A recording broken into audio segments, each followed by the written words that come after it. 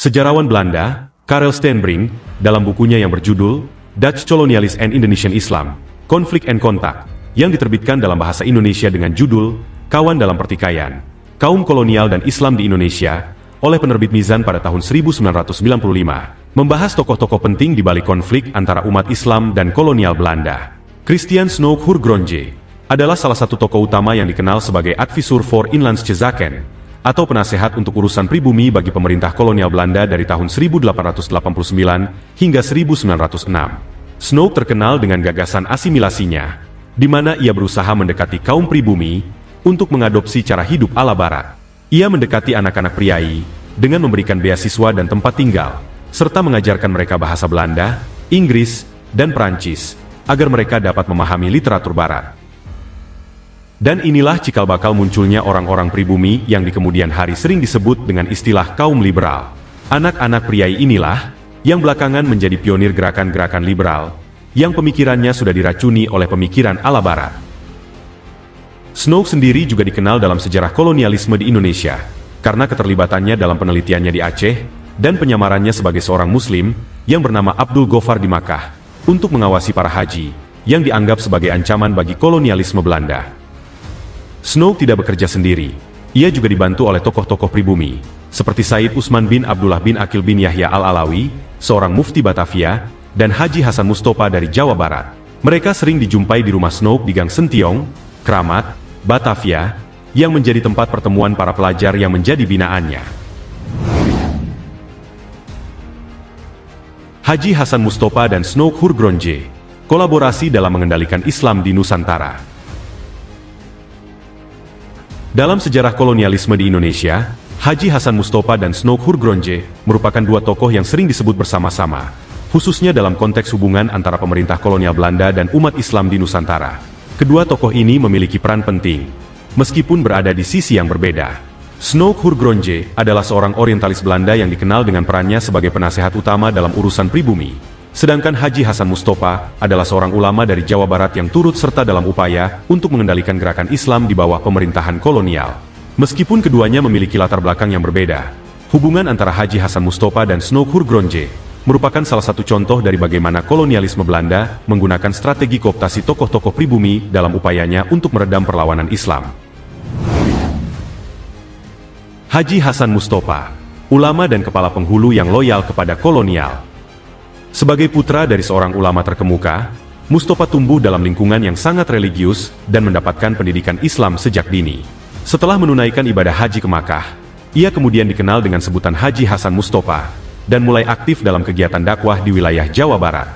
Mustopa tidak hanya dikenal sebagai seorang ulama, tetapi juga sebagai seorang penulis yang produktif. Ia menulis banyak karya dalam bahasa Sunda, yang mencakup berbagai topik, termasuk agama, etika, dan sejarah. Pada akhir abad ke-19, Haji Hasan Mustopa diangkat sebagai kepala penghulu di Garut oleh pemerintah kolonial Belanda. Jabatan ini memberinya otoritas dalam urusan keagamaan di wilayah tersebut, termasuk dalam mengatur pernikahan, perceraian, dan masalah-masalah keagamaan lainnya. Sebagai seorang ulama yang memegang jabatan dalam pemerintahan kolonial, Mustopa memiliki posisi yang unik. Di satu sisi, ia harus menjalankan tugasnya sesuai dengan hukum Islam, sementara di sisi lain, ia harus mempertimbangkan kepentingan pemerintah kolonial yang memberikan dukungan untuk posisinya. Snoek Hoorngronje, penasehat kolonial dan ahli orientalis. Christian Snoek Hoorngronje adalah seorang orientalis Belanda yang sangat terkenal dalam sejarah kolonialisme di Indonesia. Ia lahir di Oosterhout, Belanda, pada tahun 1857 dan belajar di Universitas Leiden, di mana ia mengkhususkan diri dalam studi Islam. Snoek Hoorngronje memulai karirnya sebagai seorang akademisi, tetapi kemudian menjadi penasehat utama pemerintah kolonial Belanda dalam urusan pribumi, khususnya dalam menangani umat Islam di Indonesia. Salah satu momen paling signifikan dalam karir Snoek adalah ketika ia melakukan penyamaran sebagai seorang Muslim di Makkah pada tahun 1884-1885. Dalam penyamaran ini, ia menggunakan nama Abdul Ghaffar dan berhasil masuk ke dalam komunitas Muslim di Makkah, termasuk di kalangan haji dari Nusantara.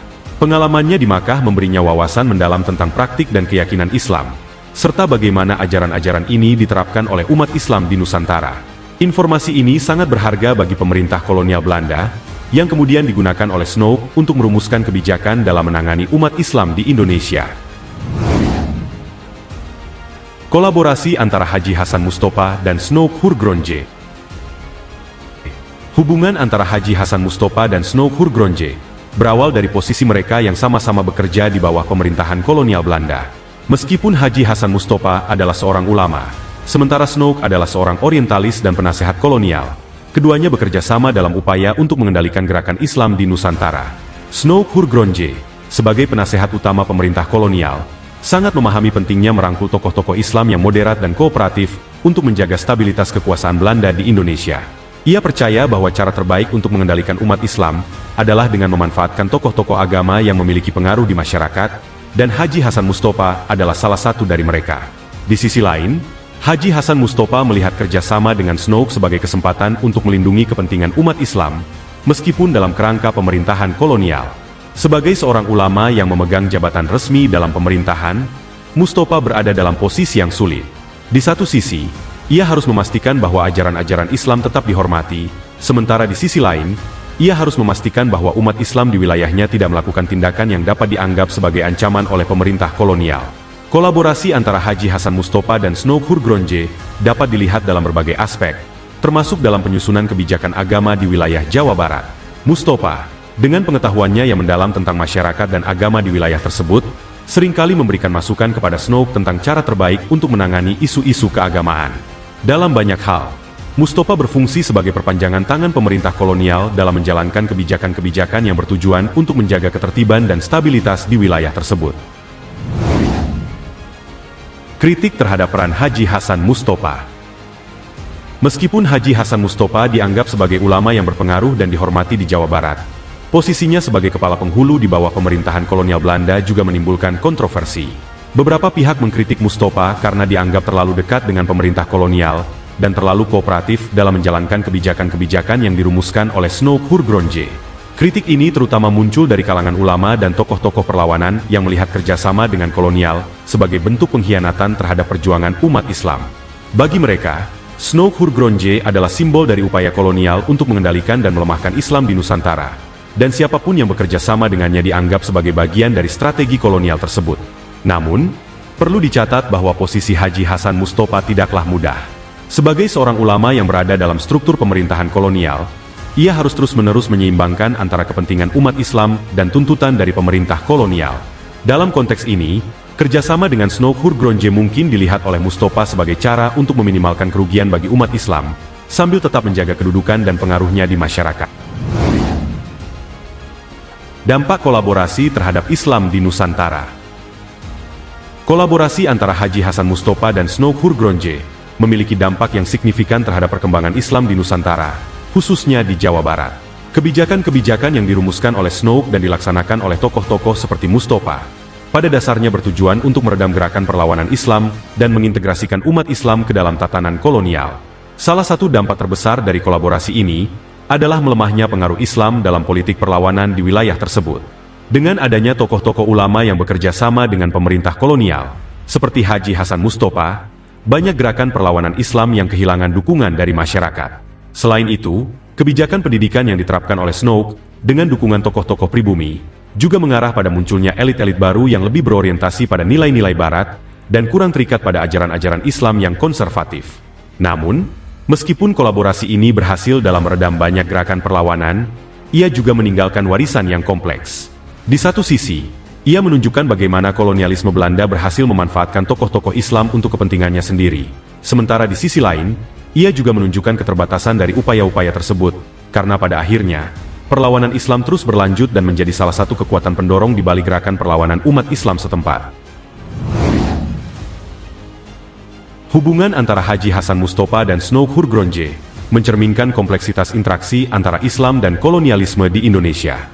Kolaborasi antara ulama pribumi dan pejabat kolonial menunjukkan bagaimana kekuasaan kolonial berusaha untuk mengontrol dan memanipulasi agama sebagai alat untuk menjaga stabilitas dan kekuasaan. Sejarah ini secara nyata telah menunjukkan kepada kita semua bahwa sekelas ulama pun tidak menutup kemungkinan akan menjadi rintangan terbesar dalam perjuangan melawan penjajah. Bisa jadi, di kemudian hari, akan ada ulama-ulama atau tokoh-tokoh besar lainnya yang justru berada di pihak yang jelas-jelas memusuhi umat Islam. dan menjadi penghalang perjuangan bagi umat Islam yang lainnya. Hal ini menunjukkan bahwa musuh-musuh Islam tidak hanya menggunakan kekuatannya sendiri, tetapi juga melibatkan internal umat Islam itu sendiri. Godard Arend Johannes Hazeu, asisten Snook yang kemudian menggantikannya sebagai penasehat urusan pribumi dari tahun 1902 hingga 1920, melanjutkan misi yang sama. Hazeu mendirikan Hollandse Inlandse School, HIS, yang meskipun netral secara agama, tetap kental dengan misi Kristen. Ia juga terlibat dalam konflik antara Islam dan misi Kristen di Sumatera Utara, dan mendukung kebijakan tegas pemerintah Belanda terhadap Sarekat Islam. Karel Frederik Holle, seorang tokoh lain yang disebut Stenbrink, juga memiliki pandangan yang sama terhadap Islam. Holle sendiri percaya bahwa pendidikan adalah alat untuk menetralisir Islam. Artinya hanya dengan pendidikanlah pemahaman seorang Muslim akan syariat Islam akan direduksi dan bisa terkikis secara perlahan, hingga akhirnya bisa meninggalkan ajaran Islam itu sendiri. Ia bersama Raden Muhammad Musa, seorang kepala penghulu di Garut, Jawa Barat, meneliti pengaruh para haji dalam perlawanan terhadap Belanda. Holle menyimpulkan bahwa menurutnya, para haji adalah penghasut fanatisme dan menganjurkan agar mereka tidak diberikan jabatan dalam pemerintahan di Hindia Belanda. Hendrik Kramer, seorang Indolog dari Leiden, Belanda, datang ke Hindia Timur pada tahun 1921 Masehi dan aktif di perkumpulan Bibel Belanda, serta menjadi penasehat organisasi Jong Java. Kiprahnya dalam Jong Java turut menyebabkan perpecahan dalam organisasi tersebut, yang akhirnya melahirkan Jong Islamieten-Bond sebagai wadah bagi pemuda-pemuda Islam. Stenbrink dalam bukunya menggambarkan tentang bagaimana para orientalis dan misionaris ini berperan dalam konflik antara Islam dan kolonialisme Belanda di Indonesia. Tokoh-tokoh seperti Snook, Hazeu, Holle, dan Kramer tidak hanya menjalankan misi mereka untuk mengendalikan Islam, tetapi juga bekerja sama dengan beberapa tokoh pribumi yang dianggap kooperatif. Upaya mereka menunjukkan betapa pentingnya peran pendidikan, agama, dan politik dalam mengendalikan masyarakat pribumi di masa kolonial.